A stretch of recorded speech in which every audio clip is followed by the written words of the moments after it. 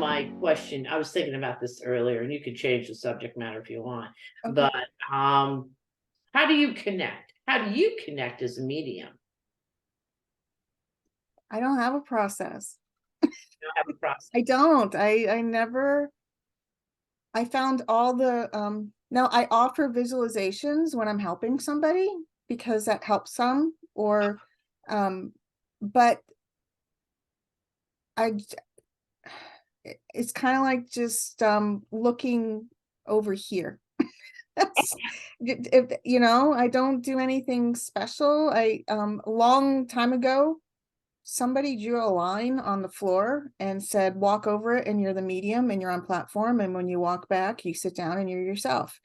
And it was, and I don't I remember who or what or when, or I just remember the line on the floor. And I just I don't know, so that's what I did. It's like, oh, when it's time to work, I'm working, here you go, and when I'm not, I'm not. So And do you have, I'm sorry, I don't interrupt, but do you have any meditation process? Do you meditate besides before you read? Do you meditate at all? I I know you do a lot, like you do I'm saying it wrong. Qigong. Yeah, Qigong. Qigong. So I do Qigong, not as regularly as I probably should, but I do that. During nice weather, here it's still snowing, so, and I'm a real wimp, but when it's not snowing, I'll get out and walk as like a walking meditation. And then I do sit between, I don't know, 3 and 5 times a week, but I don't sit for long, anywhere between 15 and 22 minutes. It's just, I sit and do the nothing, sit in the presence, whatever word you want to give that. But In the power. yeah, sit in the power, sit in the presence, just sit in awareness. Okay. Sit. I sit. Now, but I don't do anything like, I don't have a visualization like going up in an elevator. I don't open up or close down any chakras. I don't. I think that's, for me at least, it's ridiculously cumbersome and unnecessary, because if we're recognizing we're already connected and it's a shift of awareness, then the practice is awareness and where you're placing your awareness, not I have to do not that rituals aren't important, but I just find, for me, the simpler the better. Okay, so you don't it's turning in a little interview here. So you so you don't practice any kind of detachment, or because this was asked to me yesterday. So and I think I already know the answer, but this is for everybody else. Because somebody was talking to me and they said, well, what do you do to close down? Do if you're feeling the heaviness of spirit, let's say it's a very traumatic reading and there was a lot of just you get one of those readings where it could have been that somebody took their own life, or very emotional, very or somebody whose life was taken, that can be very trying, well, on the sitter, obviously, but also on ourselves. So somebody was talking about that yesterday and saying, so what do you do to detach from that? Like, what type of ritual, or, do you do salt baths? Do you do this? And, and if spirit is still with you, what do you tell them? And I'm like, well, once I'm closed, I'm closed. That's what I did. Like, I'm closed. Like, I'm not working anymore. I'm done. Like the line, you just walk away from the line. Like you said, or I had told them, if you wanted to, visualize an off button on your arm, and you're off. Yeah. The person had said, well, how about if you're clairsentience and you're still feeling that feeling from spirit, like you're the heaviness from it. And I really do believe that that comes from being new to development sometimes, where you can feel that more intensely because you're not used to feeling it that intensely. Yeah. But I usually, I remember, I don't do it anymore, but I used to say, okay, this isn't my stuff, go away. They're like, well, how do you say it nicely? I'm like, I just say go away. I think there's a fallacy that there's a spirit communicator essence person that hangs around you after. And no, because you know what? They're not related to you. You offered a function in the moment Right. between that communicator and that sitter. That doesn't mean that they're following you around trying to get more. If there's any kind of residual, I think that's on us. You know, And it's whether we want to keep processing the feeling, if did we do it right, what should I have done next, blah blah blah. If it's something that pushed our worry button or activated us, like because it was a jarring experience of that person's life, so now we're taking, it's still on us, right? It's like what part of us doesn't want to give that go? It's kind of like if you're worrying about somebody in the present, are you going to stay with that worry and keep doing it over and over again in your head, or are you going to process and do something? Or if you've had a hard day at whatever career you have or job, what do you do when you get home to unwind? I don't know that it's any different. And we, no, I think we overthink it. yeah, Or we because I think there's this I said it's ridiculous notion that there's communicators that just want to keep talking to us. And no, it's us that wants to keep listening. Oh, I do like that. I do like that. Okay, so I have another question for you. Okay. This is more of a technical thing. Okay. Do you get a lot of names? And if you do get a lot of names, how do you get the names? I'm just posing questions that have been asked to me. Okay, so it depends. I don't search for the names, if that makes sense. I don't like, oh, I have to have a name. But and here's the other thing, because and I could say this because I taught a class earlier today for healing with people that had been there like a couple months ago. This was like the second part. I am so awful with trying to remember their names. I made them all put name tags on, even though I had met them at a previous class, right? So I'm not that great anyway with that. I have to have it in front of me, or it has to be meaningful and somehow, or whatever. And if it's a name that I'm not familiar with, because I'm not that great with the name anyway, I get kind of close. Like there was a Chaz that I heard as a Chad, and I got it, but I'm not, because that's not my talent anyway. And then I find that if it's necessary, it is come to the forefront. Like my system somehow knows when it's necessary. So there was a couple of times I can really think of that the person really didn't understand where I was going or where I was at in the world or whatever. And then there was this name and it all flew for them, so does that make sense? Yeah. Absolutely. Okay, you got a question for me? Do I have a question for you? Well, I know you like super good at the names.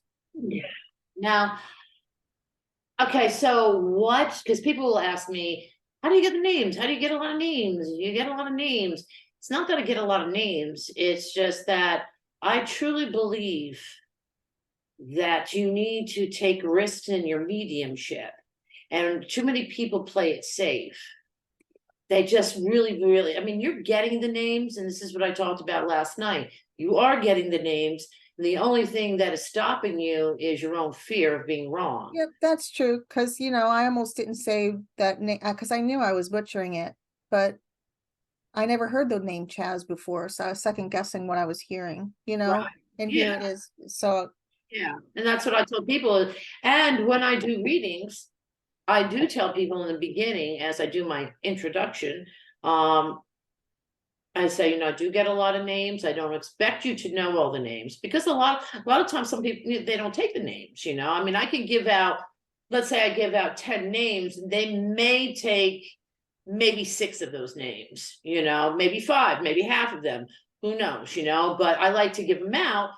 The reason I do like to give them out is because later on they'll get it confirmed with somebody, and then they'll come back, and that's fun. yeah. And it's for them too, not fun, but it's validating for them and for me as well. We know that I'm not going crazy that, but there's sometimes like, that's a good point about the name. Because if you're not familiar with a certain name, you'll get a part of the name. Well, I do anyhow. Like if it's a name like, oh, all right, well, I know this name, but I'm just using my husband's middle name is Brogan. Okay. So I might see Seth Rogen and say something about Rogan. No, his name was Brogan. Oh, okay, close enough.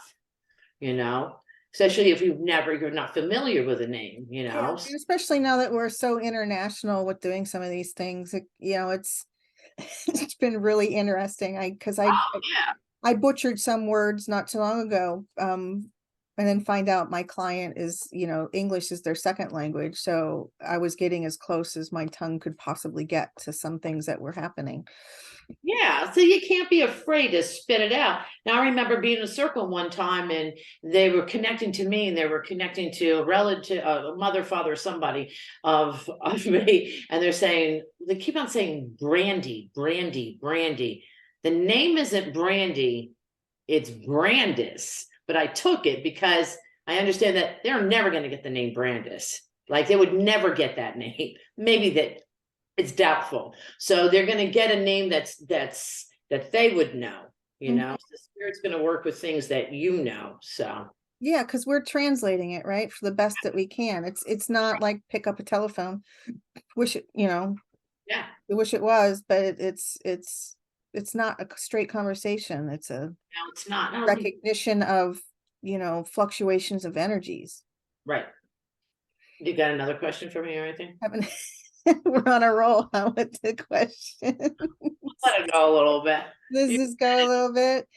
Um, let yeah, I don't, well, what is your, uh, what's your process for, delving deeper?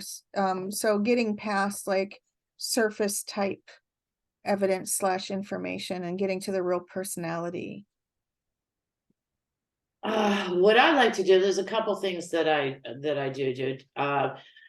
Well, like you had said in the beginning, I do a tiny bit of a process, and it's not really to connect, but it is to clear out the debris of the day. So let's say I'm at work and I come home and an hour and a half later, I have a reading. Now I have to clear out my head from any frustration that happened at work, I don't want to go in all combative to a reading. So, but anyhow, so I just kind of sit for about 5 minutes or so, just clearing out my own head, listening to music or just a breathing technique of some sort, breathing in color and blah, blah, blah. But what I do is I will now it's not pre-linking because people think, oh, she's pre-linking. No, I'm not pre-linking. So I have the person in front of me. All right, I have the sitter in front of me, and I tell them, give me a minute. Give me a minute to connect. Give me 2 minutes to connect. And I take my time. So Mhm. I'm not just going into the reading going, okay, we got a dad, blah, blah, blah, blah, blah, blah.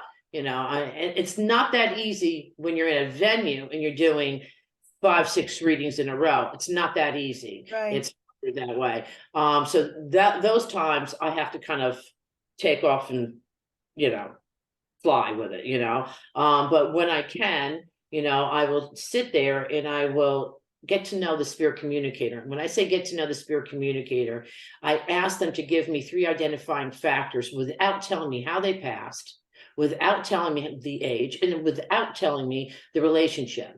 So basically, I go in with the intention of this. Don't tell me how you're related to this person. Please don't tell me how you passed, and please don't tell me your age. Because now what I'm going to be doing is I'm going to be getting different identifying factors that are unique to them. Not just I have a father. Sometimes it does come out like that. I have a dad here who had a heart attack, or somebody that was on a respiratory, machine or whatever, or who had a tracheotomy or something. Sometimes it does, but still tracheotomy is still unique to them. So I do have a gentleman here and he's making me understand there was a tracheotomy. I understand there is diabetes as well, the sugar in the blood. He's also making me understand, he's showing me a bottle of Jim Beam. Now, that could mean anything. That could mean they just like Jim Beam or they were an alcoholic. I don't know, but I will ask them, you know. And the reason I like to take a minute is because I like to remote view. So remote viewing allows me to get more detail. When I say remote viewing, I'll ask them, show me your favorite place that you, show me the place that your favorite place in the entire world. Your favorite place that you used to like to hang out, whether it's your house, your backyard, the ocean, the mountains, wherever it may be, or your favorite place that used to like to hang out with your buddies or whatever it may be, you know? So that way I can kind of remote view and see different things within my mind. Now, when I say remote view, it's not like a screen or anything. It's a thought that turns into images. Does that make sense? It does. It's kind of, I just want to split hairs on vocabulary for you, because I know some of the people that listen to this practice just the pure psychic form of remote viewing. You know, it's okay. So what you're describing to me, I would take on more as like a traveling clairvoyance, where you're with the spirit person. Right. Right. But I totally get what you mean, where it's their place, and it's their comfort zone. Yeah, to me, traveling clairvoyance or remote viewing is kind of interchangeable, but I guess the traveling clairvoyance would be more of a focus of mediumship, but it's basically the same thing. Yeah, it's the same kind of process. process. Only you're in the communicator's energy for them instead of whatever. Yeah. I like to say to the students and whatnot, remote viewing, because you know, you always get that one that thinks, traveling, what am I going out of my side of my body? Yeah, it's always, words are ridiculously difficult. No, you're not going anywhere. Yeah. Yeah, you know what, that's a good topic, and maybe for another time, but all these terms that we use for mediumship, it's like everybody has their own slight little take. There's not like a mediumship encyclopedia someplace that has a specific, this is what this means and this is what that means. And we should do that next time. The both of us, we should start do a list of terms. Yeah, because even like a word that you think would be the same, the word mediumship, there's so many different recognitions of exactly what that means, or what form of energies that is, or you know, it's amazing to me. It's like some of these debates people have, sometimes even arguments, I find that once they actually tell each other how they're defining the word, it all goes away, because they weren't even talking about the same stuff to begin with, even though it was the same word. No, it's silly. People need to relax. Relax. They do. So if anybody has anything they'd like to ask us, send it in, and send it, because we need topics and stuff. Yes, that's what we need. Yeah, we need to know what you guys want to know about, so that we can keep up these videos. Yes. All right, thanks, Kim. Okay, thank you, Jen.